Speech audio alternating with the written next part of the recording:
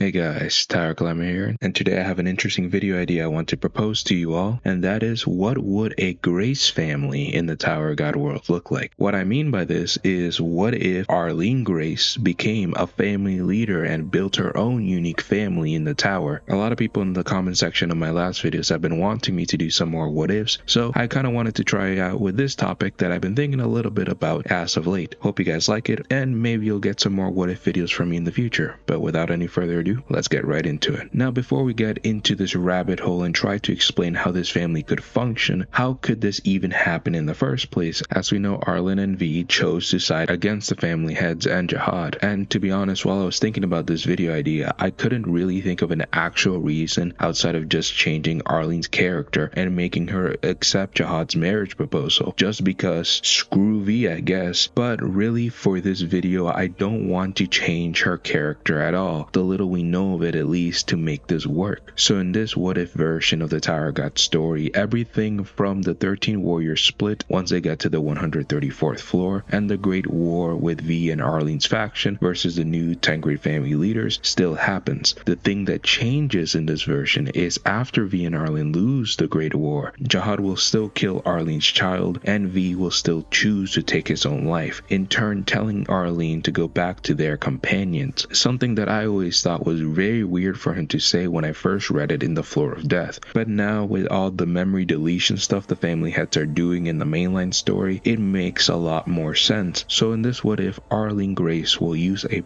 very powerful spell to seal her memories away in a way that I will explain later on during this video. But basically, this Arlene Grace, from her mental breakdown at the death of V, chooses a path more similar to the family heads, basically to forget about the events that haunt her instead of letting it fill her with rage and revenge like it did in the mainline story. Now, even with this whole memory erasing stuff, I know a lot of people are going to still say that this is still taking Arlene out of character, and this wouldn't happen in the mainline story. And to that I have to say, I completely 100% agree with you, and that's why it didn't happen this way in the mainline story. But for the sake of the video, this is the most flexible way this could even be possible, even if it's still a low percentage. Now, what happens next is a little bit more interesting, as it depends on how much Arlene erases from herself. If she fully got rid of her memories, then maybe she wouldn't cast the spell on her child's body to keep him from rotting away. But if she only erased her emotions, there is still a chance that she would, and for the sake of this, I will actually say that she will still do this action. The next thing we have to do is figure out how the other family heads and Jihad will even react to this. And while I am sure some will question Arlen, as they could be suspicious that she is trying to trick them, possibly people like Tromrai, but overall I would actually say that most would be fine with this, as remember, Tromrai turned most of the family heads against V in particular, with the whole Enkidu and Amizu situation. Now, that all depends if they really hated Arlene that much. I would still say that from Gustang's interaction from the Floor of Death, where he says V was the worst person he ever met, and him still talking good about Arlene, I would guess that the family heads would still embrace Arlen more so that they would V. Now, a question I think some of you may ask is, do I think Arlene and Jihad will end up together due to her coming back? And personally, I don't think so. I would actually like them to still not have the best relationship after everything that occurred, as I believe this is a way more interesting dynamic that could be played with in this what if type of storyline. Now that we got all the talking points of how we even got to this point in the first place, let's actually talk about what this Grace family will even be about. First and foremost, the most obvious change is that now there will be 11 great families, and Arlene Grace will be the head of this family. This also means that she would be alive to the point where the ranking administration becomes a thing in the tower, so she would need a rank and a sobriquet. I believe she would be, of course, in the top 20 of the tower alongside all the rest of the family heads, but in that list I don't see her being ranked that high, not because she's not powerful,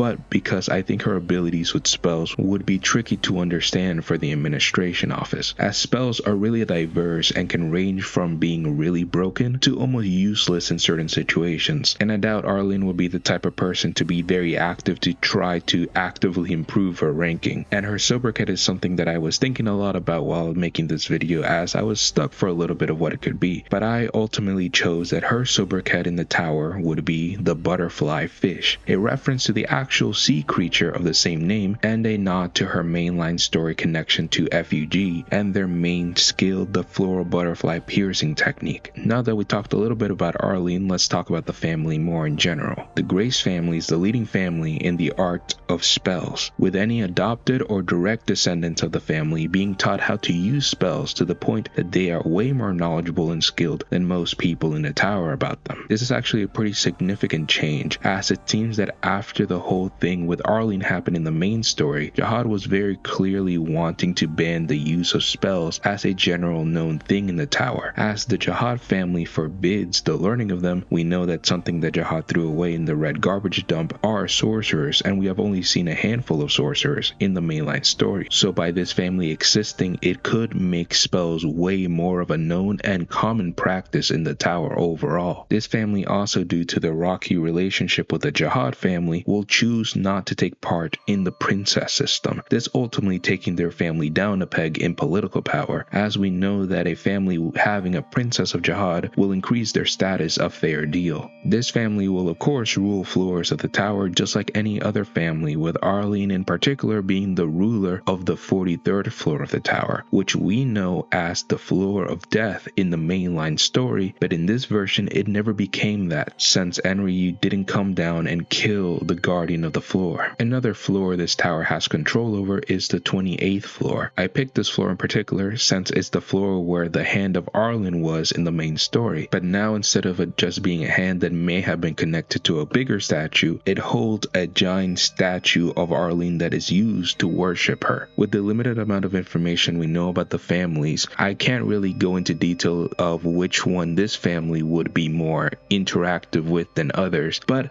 I think this family would have a pretty good relationship with the Pobadao family overall, as again, Gusting did mention that Arlene was always nice to him, even when he was a jerk back in the day. Plus, I also see Gusting being very interested in the art of spells and studying fully how they work, just like he has done with Shinsu, and maybe with Arlene, they could come up with more technical terms that could be used in the tower for spells. Kinda like how Shinsu has their whole metrical units like bangs, myung and sung and all that kind of stuff. Now that we have talked about all that, a pretty big question I kinda have to answer now is, what is going to happen to Fug? And to be honest with you, I actually don't think much will change. Just because Arlene chose to go back doesn't mean her old followers and people like Luslik would go back as well. So I still think that Luslik will choose to create Fug, but I believe in this what if version they will stay way more in line with the original goal of the V and Arlene faction, that being that they just want to keep climbing the tower and not just that they want to try to kill the Tengri family leaders. The reason this change is being made in particular is because unlike the main story, Fug doesn't have Arlene's prophecy of her child coming back to the tower, so I think there will be far more of a rebellion group that merely wants to continue climbing instead of aiming too high without an irregular like bomb waiting in their game plans down the line. And sadly to say, other factors like the arrival of Pantamenum and Yurik are very much less clear in this version. We know that Yurik came into the tower to chase Pantamenum, but we don't know why Pantamenum came into the tower in the first place and wrecked Jihad's army. The best theory that I can come up with is that he told Jihad and Yuri stuff about Bomb, as those are the only two people he let live and they are massive parts of Bomb's story. So with Bomb not being a thing in this version, maybe Pantamenum wouldn't even come into the tower, and by extension neither would Yurik. But this is way more of a stretch, as again we don't have a confirmed reason for Pantamenum entering the tower and it's just theories at this point. So just to make it a little more interesting, I'm going to say that these two things still occur, maybe a little twisted from the mainline story versions of themselves, but they will still occur. Now the reason why I allowed this, other than the fact that